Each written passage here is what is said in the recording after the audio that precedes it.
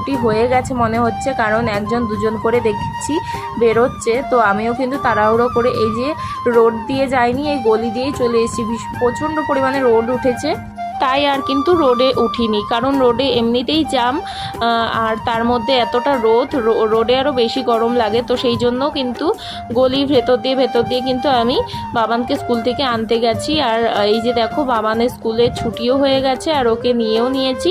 এবার চলো বাড়িতে রওনা দিই।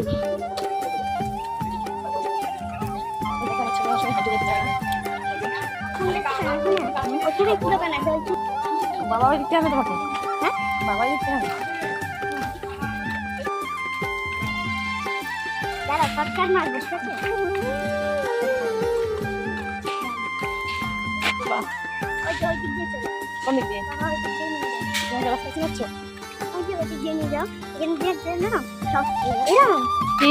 একটা কাক মরে পড়ে আছে। বাবা রোদ সেই রোদ দেখছো, আমার ছেলে আমাকে রাস্তা চিনে নিয়ে যাচ্ছে। ছাতাটা ধর বেটা, ছাতাটা ধর, ছাতাটা ধরলে আগে যখন এই যে জলের মধ্যে ছাতা নিয়ে আগে যখন পরীক্ষা হইতো না, হ্যাঁ তখন হচ্ছে বাবা আমাকে এই দিক দিয়ে নিয়ে গেছে। তাই ছেলের খালি গল্প, বাবা এটা বাবা ওটা। কারণ কি আমি তো ওকে কোনোদিনও আনতে যাই না, এই যে আজকে অনেক দিন পর আনতে গেলাম। কারণ কি বলতো, ও আমার গেলে ওই হেঁটে হেঁটে যেতে হয়। আর তোমাদের দাদাভাইয়ের এরকম যদি কোনোদিন হয় অর্ডার পড়ে যায়, সকাল সকাল ওর বেরোতে হয়, তো সেই জন্যই আমি কোনো একদিন আনতে যাই মাঝে মাঝে। তো ওকে দেওয়া নেওয়া সব কিন্তু তোমাদের দাদাভাই করে। কারণ কি ওকে দিয়ে মার্কেট চলে যায়, আর তারপরে 2 ঘন্টা পর 3 ঘন্টা পর এসে ওকে কিন্তু স্কুল থেকে নিয়ে আসে, একদম মার্কেট থেকে আসার পথে ওকে স্কুল থেকে নিয়ে আসে।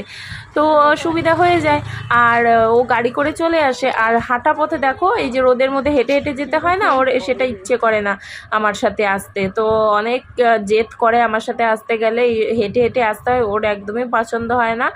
তো সেই জন্য কিন্তু আমি এই যে ওকে কিন্তু আনতে যাই না, কারণ হচ্ছে ওর হেঁটে আসতে অসুবিধা। আর এই দেখো তোমাদের দাদাভাইয়ের গাড়ি কিন্তু আজকে এই যে ভেতরেই আছে সিঁড়ির ঘরে।